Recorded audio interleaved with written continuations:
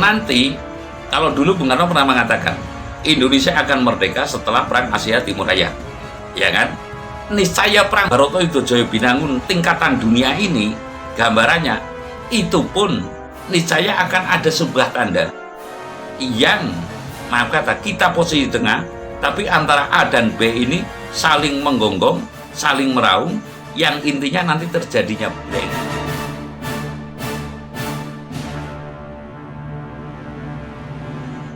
Salam mulia Mbak. Salam mulia. Melanjutkan pembahasan yang sebelumnya tentang Bharatayuda Binangun itu. Nah, kalau di orang Jawa ini kan mengenal istilah lebuh gitu, Mbak. Terkait Bharatayuda tersebut, adakah lebuhnya begitu Mbak? Lalu istilahnya itu kan legenda dari masa lalu nih. Kalau penerapannya di era atau di masa mendatang itu seperti apa Mbak? Tapi ulo salam yo atur bagyo wis nusantara. Wong wilahing jati nggone hajat-hajate leluhur Nusantara tapi uluk salam. Gimana ya artinya, saya menceritakan itu kalau nanti kata sesaji kan kasar kelihatannya, namun kalau bahasa halusnya dalam Jawa itu lebuhan atau labuhan. Makanya apa ya, kalau di Parangtritis itu, kalau keraton itu kan labuhan atau lebuhan. Jadi labuhan itu adalah memberikan pengorbanan. Nah ini yang belum banyak diketahui oleh khalayak ya. Apa fungsi dari lebuhan atau labuhan? Jadi adalah pengorbanan untuk menghindari korban yang lebih banyak. Ya, artinya saya mengatakan tiadalah perjuangan tanpa pengorbanan. Ya, tiadalah perjuangan tanpa pengorbanan. Lah ini maksudnya hidup ini kan ada yang mengatakan perjuangan. Tentunya harus ada pengorbanan. Pengorbanan yang dimaksud tentu ada hasil, ending loh. Yang diharapkan ending yang bagus. Ending yang selaras, ending yang ngepasi dengan tujuan hidup. Nah, sama juga dalam Perang Bharatayuda Binangun itu juga ada lebuhnya atau ada labuhannya. Karena apa? Sekali lagi saya mengatakan, jadi labuhan atau lebuhan itu adalah sebuah pengorbanan untuk menghindari korban yang lebih banyak, lalu diharapkan sampai kepada tujuan. Jadi ya lebih saya jelaskan. Jadi lebuhan atau labuhan itu adalah pengorbanan untuk menghindari korban yang lebih banyak dan hingga sampai kepada tujuan. Tujuannya hidup itu kan, cara orang ngomong itu, banyak orang yang berkata menuju kepada kemenangan. Mari kita menuju kepada kemenangan. Kemenangan apa? Kemenangan ngasorke dur angkara murka pada diri kita, begitu loh. Itu secara pribadi. Tapi kalau secara itu kan memenangkan perang dur angkara murka dalam skala besar, yaitu negara bahkan dunia. Lah, Bharatayuda pun ya, ini tentu ada lebuhnya. Ada lebuhnya. Dari siapa lebuh ini didapatkan? Bahkan Sang Hyang Wisnu itu kan dewa andung kabagian. Prabu Kresna dalam ceritanya bertanya kepada Sang Hyang Ismoyo atau Kaki Semar Badranaya dalam istilah di bumi. Kakang Semar, ya, apakah kita perlu labuh? Kita perlu labuh, kita perlu ganjel. Ganjel dalam arti apa? Ibarat rumah itu ya ada pondasinya gitu loh, ada pondasinya untuk bisa mencapai kemenangan ini. Lalu Kaki Semar menjawab, lebuh itu tidak perlu dicari. Tapi ini perang Bharatayuddha Jayabinangun itu tentu pertumpahan darah. Sekali lagi ya, perang Bharatayuddha Jayabinangun itu adalah pertumpahan darah. Ya, untuk itu tentu lebuhnya itu juga kaitannya dengan darah. Ya, darah itu karena kemenangan manusia yang itu adalah darah Bharata, otomatis darah Bharata ya darah kita. Caranya ya dicek darahnya gitu loh, dicek darahnya. Artinya ketulusannya sejauh mana. Kalau sekarang kan bisa aliran darah itu bisa apa? Bisa untuk ngecek apa kadar emosionalnya dan sebagainya kan bisa itu. Lah, ketika Ngastina itu bertanya kepada Drona sebagai pujangganya, perlu lebu? Iya perlu lebu. Lebu yang penting darah begitu loh. Yang penting darah. Nah ini saya cerita sedikit. Artinya ini saya tidak menduplikat wayang ya, karena konotasi ini adalah apa? Peristiwa Bharatayuddha yang dalam kisah wayang lalu terimplementasi dalam zaman sekarang, kondisi sekarang. Tentunya itu lebuh itu diperlukan ya, dan bahkan dipentingkan. Antara perlu dan penting tingkatannya beda, bahkan dipentingkan. Namun antara ketulusan, lebuh yang tulus dan lebuh yang tidak, ini yang diterima ini adalah lebuh yang tulus. Konon dan menurut kitab Mahabharata gitu, dalam Pakem Wayang itu, jadi Dursasana disuruhnya oleh Drona, oleh pujangga Ngastina, dan oleh kakaknya Raja Ngastina, Prabu Sudana, untuk mencari lebuh. Yang penting darah. Kalau perlu 100 darah, kalau memang apa diperlukan itu 100 darah manusia, berarti ya banyak gitu demi kemenangannya. Nah, tapi ketika itu tidak memahami lebuh yang diterima itu. Sekali lagi saya mengatakannya, labuhan yang diterima itu adalah ketulusan. Taunya labuh ini adalah yang penting ada sesajinya. Nah ini yang saya katakan bahwasanya wong sesaji ora tekan hakikate sesaji. Bahkan mohon maaf, wong sembayang ora tekan hakikate sembayang. Itu. Ya wong ngamal ora tekan hakikate ngamal. Dalam urusan yang demikian, niscaya adalah ketulusan adalah fondasinya. Lalu Dursasana ini mengambil orang tukang perahu, namanya Sarko dan Tarko, di kali Cincing Guling atau sungai Cincing Guling. Nah, bukan diberi imbalan yang setimpal, bukan dirembuk dulu, tapi di Rudo Paripreksa. Rudo Paripreksa itu ya dipaksa. Kamu ikut saya, Sarko, Tarko, kamu adalah kumpulan dari negara Ngastina, kamu harus siap menjadi lebuh. Sarko dan Tarko ini adalah tukang perahu, lalu dijagal, disembelih, darahnya itu dicaoske kepada pujangga itu untuk sesaji mendambakan kemenangan Bharatayuddha Jayabinangun. Konon ceritanya sesajinya untuk alam semesta, tapi konon ceritanya untuk Sang Hyang Betari Durga gitu loh.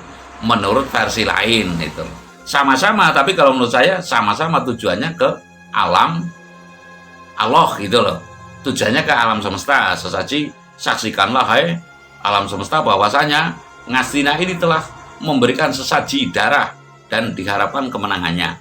Nah karena Sarko dan Tarko ini nggak ikhlas, maka sukmanya itu diawang-awang dan dia berkata, satu saat terjadinya perang Bharatayuddha, wahai Dursasana, kamu akan saya cangkling dan kamu perang Bharatayuddha saksikanlah kamu matinya di sungai Cincing Guling. Itu juga terbukti. Artinya saya mengatakan konotasi daripada labuh itu atau peribadatan itu adalah ketulusan. Betul. Lalu ketika Pendawa atas saran dari Kresna dan Semar Badranaya itu nanti nggak usah dicari, akan datang sendiri, dan itu harus yang tulus.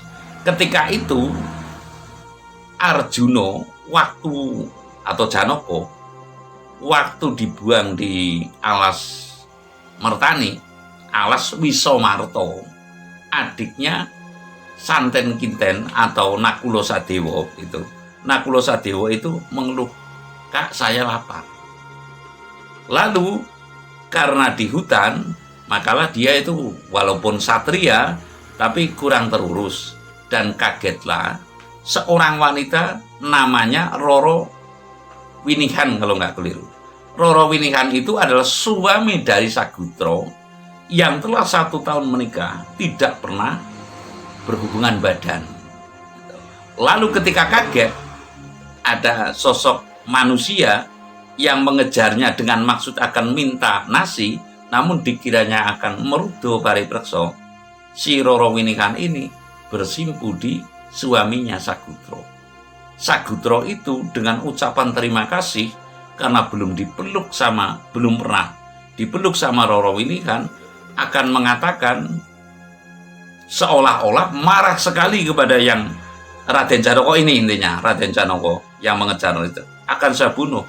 Tapi ketika menemui, justru dalam hatinya mengatakan terima kasih atas penyebabmu, sehingga istrinya menjadi rujuk mau layaknya suami istri, intinya begitu.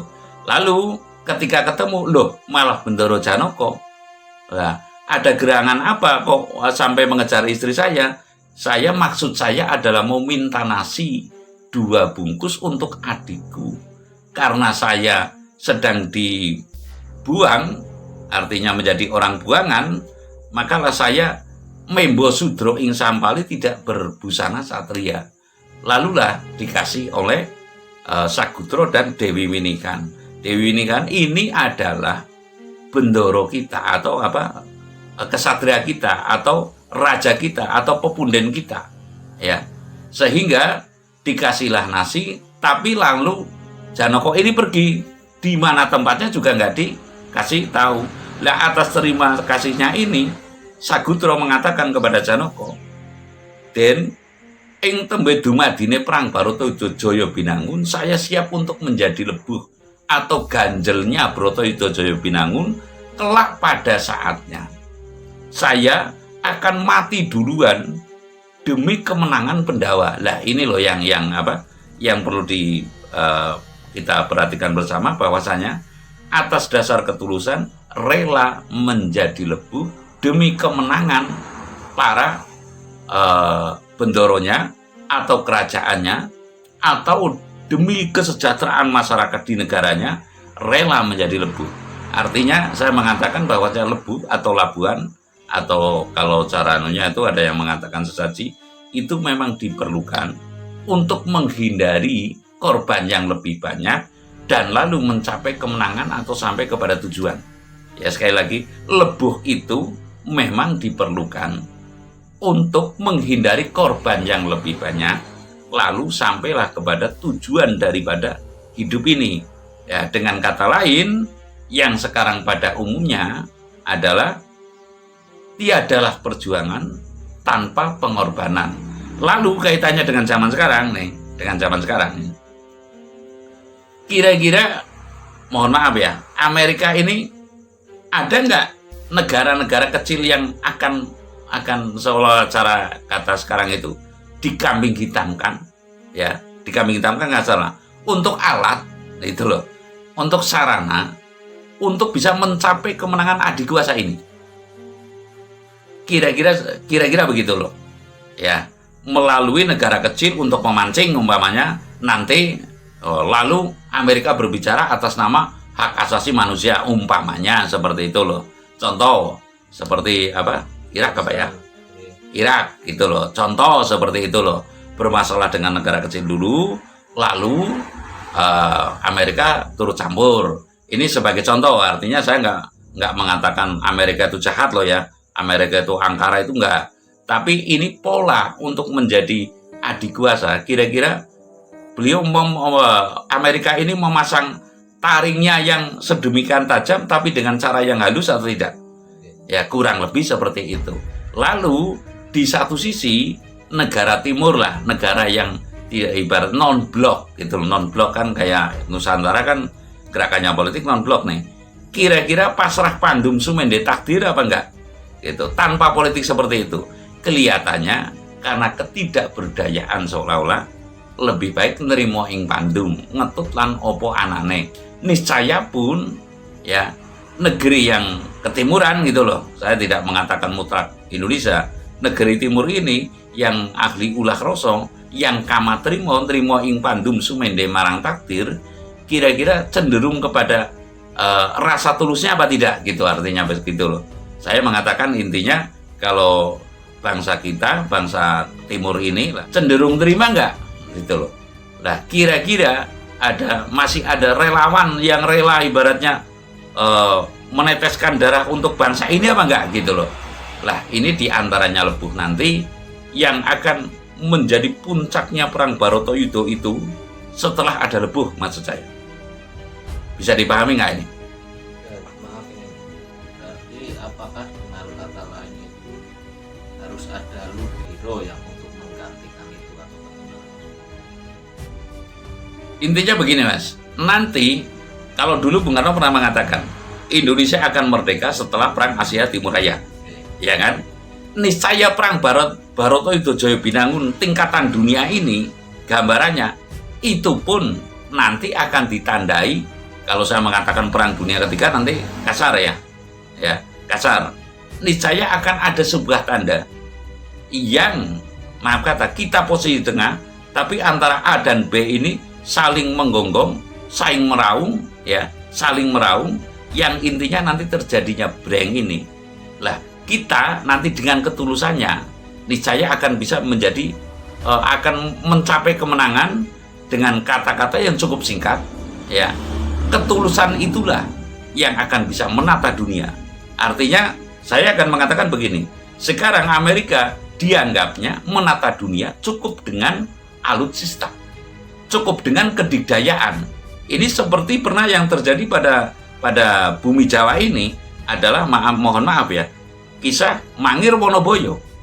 Mangir Wonoboyo dengan keyakinan adalah akan menjadi raja bila mana yang paling kuat. Ya.